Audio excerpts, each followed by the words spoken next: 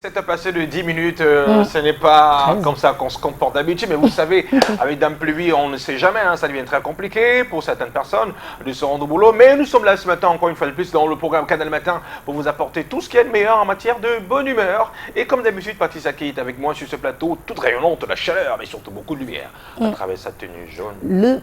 Wow. Ok, tenue jaune. Wow. Bonjour Thierry Carole. Le soleil sur ce plateau, bonjour. Ah voilà, le soleil ne te quitte donc définitivement Même jamais. là, tu apportes encore la lumière. Merci Thierry. Et bien c'est ce qu'on essaye de faire exactement avec vous, vous apporter le plein de chaleur, beaucoup de lumière aussi, même par ce temps pluvieux qui voudrait peut-être rendre les choses moroses. Non, on dit non. Et on souhaite effectivement que tout se passe bien aujourd'hui. Et donc nous, on vous donne tout ce qu'on a. Et à cet instant précis, comme le disait Thierry, on est déjà dans la tranche de 7 heures. C'est le moment réservé à la lecture des unes des journaux. Et d'ailleurs, parlons de revue de presse, nous allons démarrer ici à Douala avec notre très cher, oui, il est avec nous sur ce plateau. Bonjour Junior monsieur, Rossin. Junior Rossin. Bonjour Thierry Carole. Comment allez-vous ce matin? Très bien, bonjour Patricia. Bonjour Junior Rossin. Et nous allons démarrer cette revue de presse ici à Douala avec la nouvelle expression. Effectivement, avec la nouvelle expression ce matin, à sa une principale, ce journal s'intéresse à la grève des enseignants du secondaire. Eh bien, le journal nous parle d'une mise en garde, du moins parlant justement du gouvernement qui tente de manipuler le syndicat des enseignants qui sont dans l'indignation en ce moment. C'est ce qui fait d'ailleurs la une principale de ce journal en kiosque ce jour. Au vu des dernières tractations à Yaoundé, le gouvernement camerounais semble avoir opté pour la politique de la division pour mieux casser la grève de zèle, plus efficace que les précédentes, avec des conséquences désastreuses sur l'avenir de la jeunesse camerounaise. C'est tout un dossier accordé à cette actualité à lire ce matin en page 6 et 7 du journal La Nouvelle Expression qui est en kiosque ce jour. Eh bien, l'on note ici une approche mafieuse du gouvernement camerounais qui, comme à l'accoutumée, opte pour la politique de la division pour mieux régner. Les vrais initiateurs de la grève sont exclus au profit de certaines coopérations syndicales et de certains regroupements n'ayant ni organiser ni initier un mouvement d'une telle trempe. Ça s'appelle la filouterie et la roubladise, peut-on lire dans la nouvelle expression en kiosque ce jour. Des enseignants continuent d'exiger les solutions aux 20 revendications posées. C'est donc connu au Cameroun, ce registre de fonctionnement du gouvernement camerounais. Chaque fois qu'il y a un mot d'ordre de grève lancé et diligenté par un mouvement donné, des membres du gouvernement orchestrent la symphonie de l'infiltration, de la manipulation, de l'instrumentalisation et de la division pour casser tout mouvement de grève. Nous apprenons donc la nouvelle expression en kiosque ce matin. Et le même journal s'intéresse également en colonne de une. Ce journal s'intéresse aux radios communautaires, parlant justement de ces déplacés qui se sentent exclus, de ces déplacés anglophones qui se sentent exclus. Des milliers de déplacés de la crise anglophone accusent les radios communautaires installées dans leur zone d'habitation d'émettre des programmes en langue locale. Peut-on lire en colonne de une de ce journal, en page 4 d'ailleurs, le journal revient amplement sur ces détails. Des milliers de déplacés ayant fui justement les conflits armés dans les régions anglophones accusent les radios communautaires installées dans leur zone d'habitation d'émettre des programmes uniquement en langue locale et de ne pas traduire les émissions en une langue qu'ils peuvent comprendre. Pourtant, la radio doit promouvoir les différents modes d'expression culturelle spécifiques à l'auditoire. Une violation grave du droit à l'information. Les conventions internationales ratifiées par le pays vont dans le même sens en interdisant l'exclusion des déplacés. C'est le cas de l'article 1 des principes directeurs de l'ONU sur les déplacés internes qui rappelle que les personnes déplacées à l'intérieur de leur pays jouissent d'égalité en vertu du droit international, du droit interne, des mêmes droits et libertés que le reste de la population du pays. Elles ne doivent faire l'objet, dans l'exercice des différents droits et libertés, d'aucune discrimination fondée sur leur situation en tant que personnes déplacées à l'intérieur de leur propre pays. Par ailleurs, l'article 9 de la Charte africaine des droits de l'homme et des peuples rappelle que tout le monde a droit à l'information. Nous renseignons ce matin le journal La Nouvelle Expression qui est en kiosque ce jour. Et avec le même journal, ce matin, on parle de l'axe lourd, de l'axe Tchang-Melon, le calvaire des populations de Ndeke et Fompam. Le mauvais état de la route nationale qui traverse ces deux villages du département de la Ménois fait subir aux riverains des châtiments insupportables, des châtiments à lire justement en page 2 de ce journal. Eh bien, au passage d'une voiture, quel que soit le calibre, le geste est le même pour les piétons sur le tronçon Tengue-Fobam en aval de la vallée de Nchang avec un morceau d'étoffe ou simplement le paume de main. La population bouche les habitants, les populations bouchent les nez, elles évitent en effet d'absorber une partie des nuages de poussière blanchâtre qui dictent leur loi de ce côté-là. Le calvaire de ces populations commence en effet au mois de décembre 2021 quand une entreprise spécialisée dans les travaux publics débarque et se met à décaper cette route dans l'optique de la réhabiliter, nous informe la nouvelle expression en kiosque. En plus des maladies des voies respiratoires, les riverains de cette route nationale se plaignent des maladies hydriques car tous les puits situés le long de cette route ne fournissent plus une eau répondant à un seul critère d'une eau potable. L'axe ainsi dégradé relie la région du nord-ouest et une partie de la région de l'ouest au reste du pays. Il y a à peine 15 ans qu'elle a été bitumée et ouverte à la circulation, mais depuis 2 ans, cette partie de la route fait souffrir le martyre aux usagers. Et de la suite de l'actualité avec cette revue de presse et cette fois-ci avec l'œil du Sahel qui est également en kiosque ce matin. L'œil du Sahel s'intéresse en colonne de 1 au pagne du 8 mars. Parlant justement de la région de l'extrême nord, eh bien, le pagne du 8 mars est vendu à 13 000 francs CFA. La pièce s'est à retrouver dans le journal L'Œil du Sahel qui est en kiosque ce matin. En réalité, le pagne de la Journée internationale de la femme, édition 2022, manque gravement à l'extrême nord. Cette pénurie est réelle. Les raisons de cette carence ne sont pas élucidées. La demande est très forte. En fait, la quantité reçue est déjà distribuée aux clients qui avaient passé leur commande et déposé leur argent depuis les mois d'octobre, novembre, décembre et janvier. Les responsables de SICAM affirment que ces clients sont des commerçants de la région. C'est donc une information à retrouver ce matin dans le journal L'Œil du Sahel qui est en kiosque. Et le même journal s'intéresse également à la santé au Cameroun, parlant de l'obésité. Le journal nous fait savoir que 30% de la population camerounaise est obèse ou en surpoids, soit 22% d'hommes et 37% de femmes. Dans le détail, 2 hommes sur 10 sont en surpoids ou obèses, tandis que 4 femmes sur 10 sont en surpoids ou obèses. Selon ces chiffres officiels, 18% des jeunes filles de 15 à 19 ans sont en surpoids ou obèses. Plus grave, les enfants obèses sont plus à risque de développer l'asthme ou l'hypertension artérielle. L'obésité, indique le journal, augmente de 30% le risque de présenter une forme sévère de Covid-19. Et le même journal nous renseigne en soulignant que 800 millions de personnes dans le monde vivent avec l'obésité. Celle infantile devrait augmenter de 60% au cours de la prochaine décennie pour atteindre 250 millions d'ici 2030. Les conséquences médicales de l'obésité coûteront plus de 1000 milliards de dollars d'ici 2025. Les détails autour de cette information à lire ce matin dans le journal en kiosque ce jour. Et le même journal s'intéresse également à Boko Haram, mais surtout à la détresse des chefs traditionnels de Nkosa, Gaboua, Moskota et Mozoko. En effet, les chefs traditionnels de ces différents villages ont écrit au gouverneur de l'extrême nord pour demander de l'aide. C'est donc avec un cœur meurtri que ces chefs traditionnels, par la présente lettre, ont pu exprimer, n'est-ce pas, leur doléance et informer de la situation réelle d'insécurité que vivent les populations. En effet, depuis plusieurs années, cette région fait face aux attaques de la secte Boko Haram. L'État du Cameroun, à travers son armée, s'est résolument engagé à mettre fin aux agissements sauvages de ces hommes et femmes sans foi ni loi. Malheureusement, la situation perdure et continue d'endeuiller des familles de ce côté-là, indique donc le journal en kiosque ce jour. Ces derniers mois, plusieurs villages des 2 arrondissements sont victimes des attaques à répétition de la dite secte.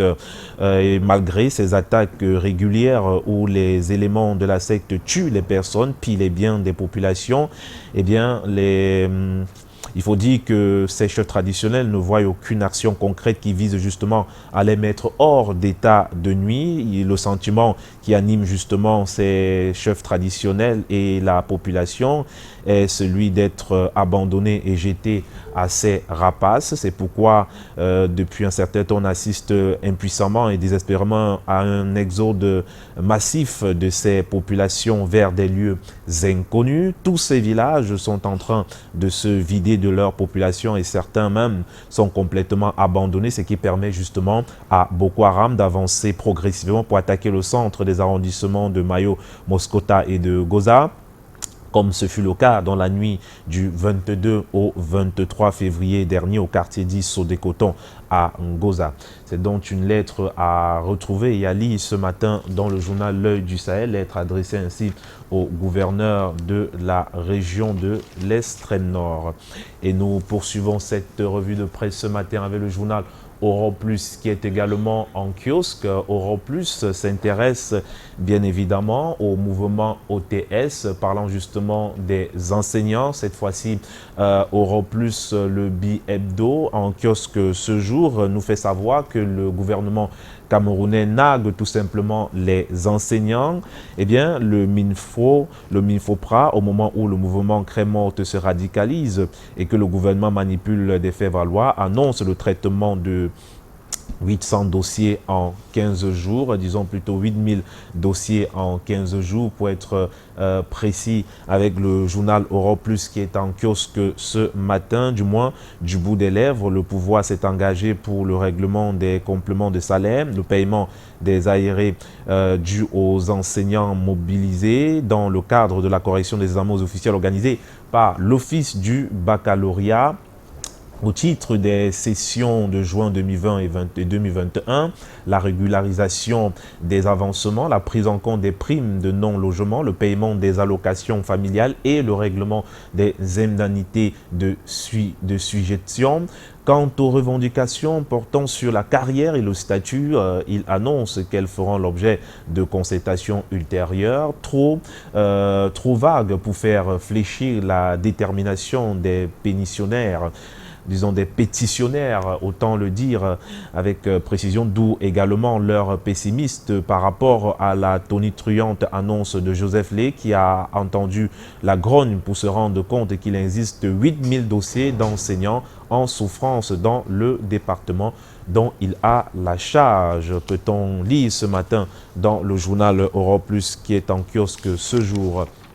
Et le même journal s'intéresse cette fois-ci au football, parlant justement de la Coupe du Cameroun. Enfin, la finale ce dimanche. S'interroge donc le journal qui est en kiosque ce jour. Eh bien, l'annonce a été faite par une chaîne de télévision dont le siège est à Douala, qui dans son émission matinale de sport a annoncé mercredi dernier que la finale de la Coupe du Cameroun est prévue pour le dimanche 6 mars et que l'on attendait seulement la confirmation de cette date par le cabinet civil de la présidence de la République. L'affiche de cette ultime confrontation met aux prises PWD de Bamenda et Astre de Douala. D'autres précisions à lire ce matin dans le journal en kiosque ce jour. Et nous poursuivons avec le Messager qui est également en kiosque ce matin. Le Messager s'intéresse à la succession du président Paul Biya, parlant de ces réquisitions de Michel-Ange Angui, exacerbées par les batailles de rideau et l'animosité des clans effarouchés. Nous sommes là avec le Messager, disons-le, nous sommes là avec le Messager. Et je disais tantôt que l'animosité des clans effarouchés dans un pays qui se délite, le magistrat anciennement ministre sonne la cote d'alerte. Comme je le disais tantôt, le Messager revient sur cette information avec plus de détails pour, n'est-ce pas, permettre de comprendre La sortie de Michel Ange Anguine ce matin concernant justement la succession du président Paul Biya. Information à retrouver ce matin dans le quotidien Le Messager qui est en kiosque ce jour. Et le même journal, Le Messager, s'intéresse justement aux lions indomptables du Cameroun, parlant des vérités de François Omam Biik. Quelques jours après la rupture de son contrat, l'ex-sélectionneur adjoint se met à table. Le journal revient sur pas mal de révélations. Entre-temps, disons-le simplement, François Omam Biik invite tout simplement les Camerounais à faire bloc derrière l'équipe et ses nouveaux encadreurs pendant leur double confrontation face à l'Algérie qualificative pour la Coupe du Monde Qatar 2022. Dans l'entretien justement, l'ancien numéro 7 des Félins qui avait déjà été en 2010 entraîneur adjoint sous Janvier Clément parle de la paix et de l'image de son pays sur le plan international. C'est donc à lire dans le journal Le Messager qui est en kiosque ce matin. Et nous terminons cette revue de presse cette fois-ci avec le journal La Voix de la Cité qui est également en kiosque ce matin. La Voix de la Cité s'intéresse à l'actualité concernant la décentralisation dans notre pays, parlant justement du président Paul Biya qui accorde des moyens supplémentaires. Le chef de l'État a signé 6 décrets le 28 décembre 2021 pour impulser le développement des collectivités territoriales décentralisées. À lire justement ces différents décrets dans ce journal La Voix de la Cité. Ce journal qui s'intéresse à la décentralisation au Cameroun. Et bien sûr, le même journal s'intéresse également à la journée de l'urbanisme et parle de la ville de Douala qui pose donc les jalons. Et c'est donc la fin de la revue de presse du côté de Douala. La seconde partie de cette revue de presse, c'est du côté de Yaoundé. Avec vous, Karel Mezacha Choya. Bonjour, Karel.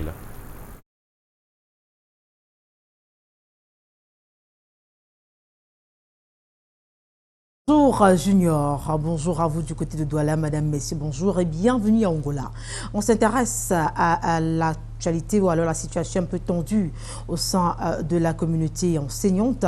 Pour commencer la lecture transversale des journaux en direct du studio de la ville de Sept-Collines, vous le savez, ils sont nombreux à faire opération crème morte. Depuis plusieurs semaines maintenant, eh bien, le journal de Marie-Claire Nana évoque le dialogue entre le gouvernement et la communauté éducative pour essayer de trouver des solutions aux nombreuses revendications des seigneurs de la Grèce. C'est la principale information que nous propose Cameroun Tribune dans sa parution de ce vendredi matin. En effet, indique le quotidien gouvernemental. Après le secondaire mardi, le secrétaire général des services du Premier ministre a rencontré hier les syndicats d'enseignants de l'éducation de base. L'objectif de ces concertations qui se poursuivent ce jour est de trouver des solutions concrètes aux préoccupations soulevées par les enseignants de part et d'autre et préserver l'année scolaire qui arrive à un moment charnière.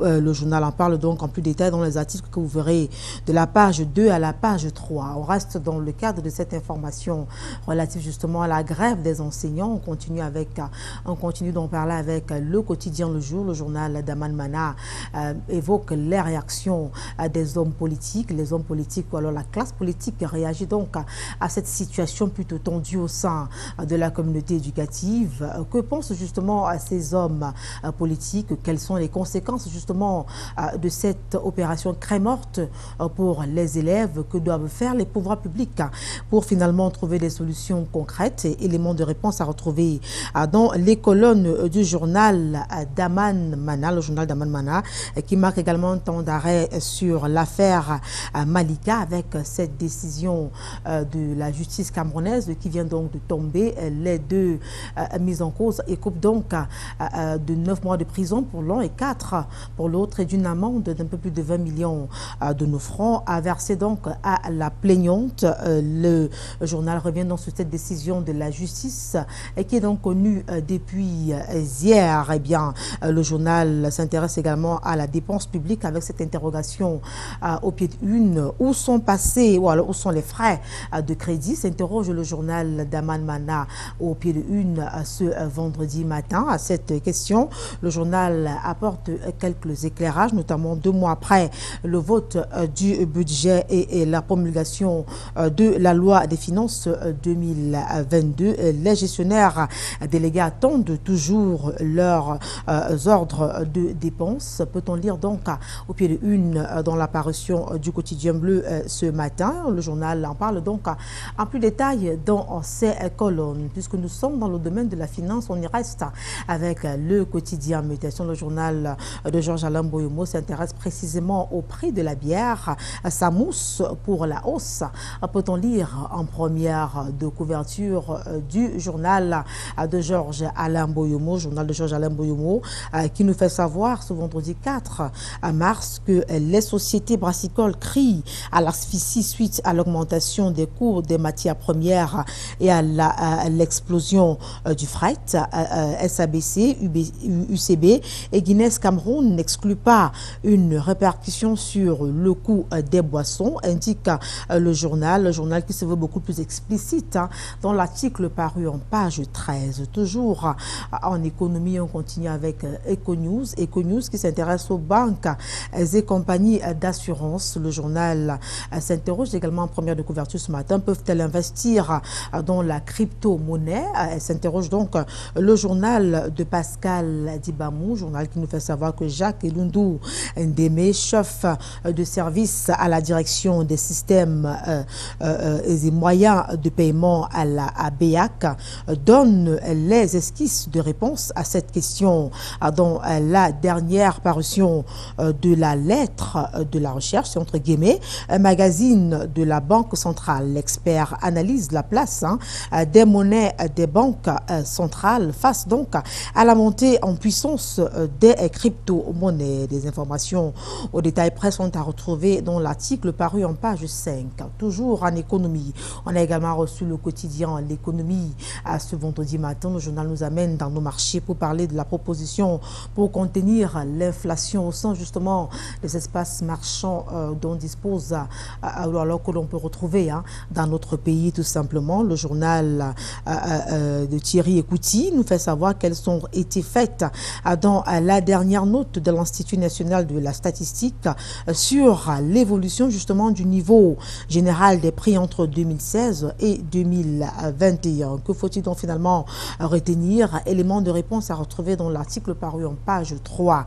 Alors à présent, dans la région du nord-ouest et du sud-ouest ainsi qu'à l'extrême nord avec le quotidien Émergence pour parler de cette insécurité qui bat son plan. Le journal s'intéresse précisément aux populations qui sont confrontées à l'insécurité alimentaire dans ces parties du pays, une insécurité qui est bien évidemment due aux crises sécuritaires justement qui sévissent dans ces parties du pays. Les populations payent naturellement le plus lourd tribut. Il y en a justement qui n'ont pas de quoi se mettre sous la dent à cause justement de cette tension sécuritaire. Le journal tire la sonnette d'alarme et attire l'attention de qui de droit afin qu'une solution concrète puisse être trouvée à ces nombreux maux qui plombent ou alors qui minent la vie des populations dans ces parties du pays. C'est le plat de résistance que nous propose le quotidien Émergence. Le journal est en kiosque. Vous voulez être amplement édifié sur le sujet, il vous suffit de vous le procurer et vous serez certainement servi. On reste dans le cadre de la tension sécuritaire qui secoue certaines régions du Cameroun, notamment le nord-ouest et le sud-est du pays. On en parle avec The Guardian Post, le journal d'expression anglaise de Christian Guy, également arrive à notre rédaction ce vendredi matin. Who should government dialogue with?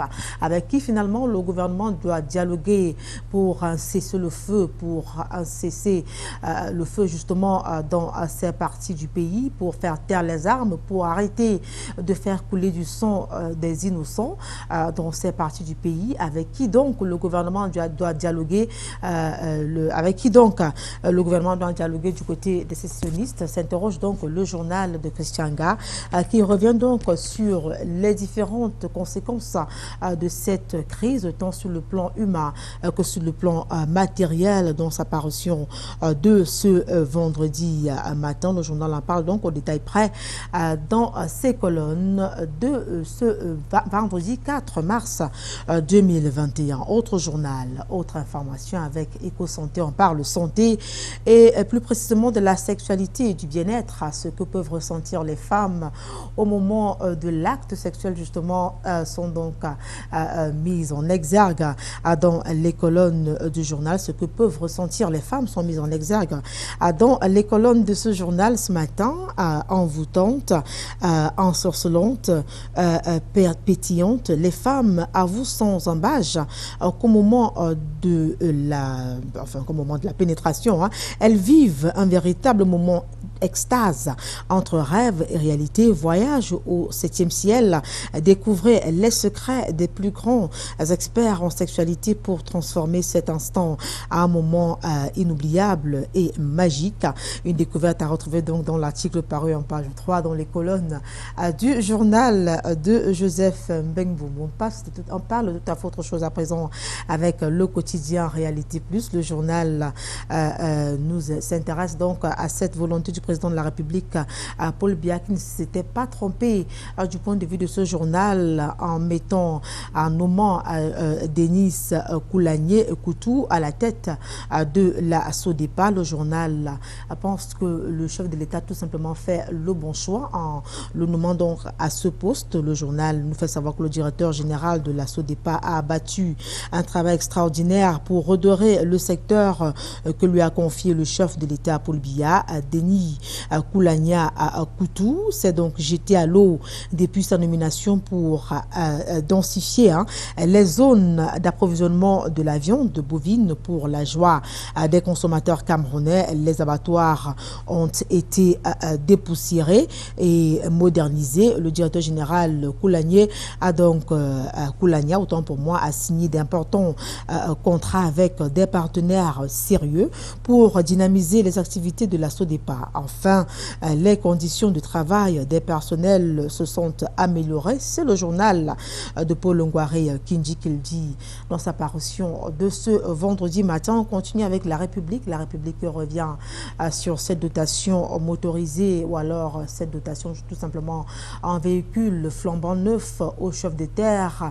La cérémonie relative a eu lieu hier le 2 mars ici même à l'esplanade de l'hôtel de ville de Yaoundé. Des sous-préfets et préfets ont réussi des véhicules de service flambant neufs pour améliorer leurs conditions de travail. Pour la Tangandji qui a présidé la cérémonie relative a donc rappelé aux bénéficiaires que ce geste du chef de l'État, cette action du chef de l'État vise donc à améliorer leurs conditions de travail et qu'ils doivent justement faire bon usage des véhicules à eux remis uniquement sur le plan professionnel et non pour des courses personnelles. Le ministre Luminata s'est donc voulu clair sur le but de l'utilisation de ces véhicules flambant neufs et la République en parle au détail près dans sa parution de ce jour. On continue avec le quotidien Femmes et députés de l'Anvina. L'honorable Aminatou Abo place les écoles de Ngahan au premier banc.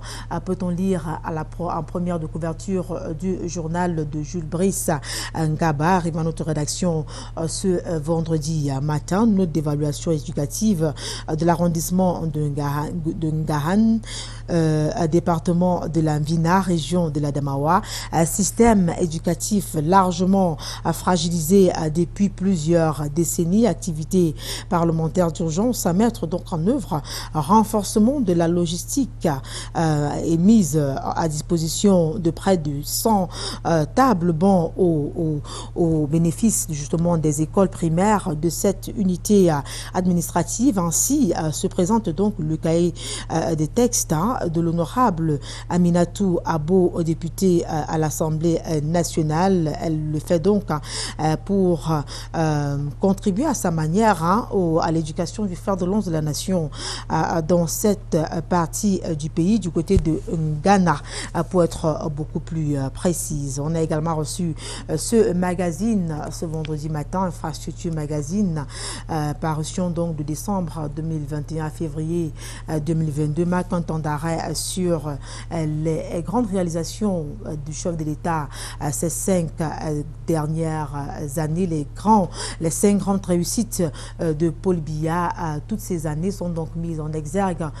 dans le magazine. Arrive à notre rédaction ce vendredi matin, les grands projets infrastructurels, le développement du sentiment d'appartenance, le prestige de l'administration publique sont donc autant de faits au crédit du président de la République. Le magazine en parle donc au détail près dans sa parution de ces mois.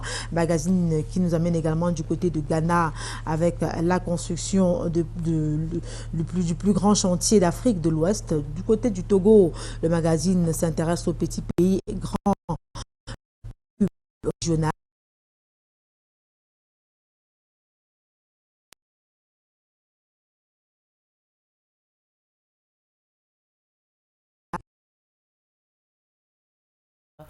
Continuer ce programme. Canal Matin, édition de ce vendredi, c'est un début de week-end.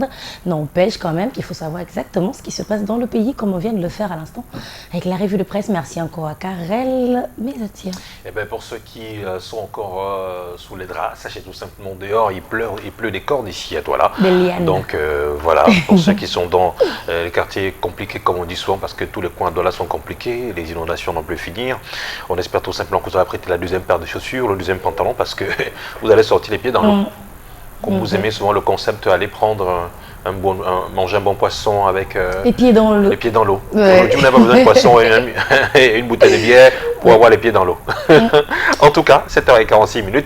C'est l'instant réservé à nos annonceurs. Canal Matin poursuit son petit bonhomme de chemin. C'est la troisième partie de ce programme qui commence.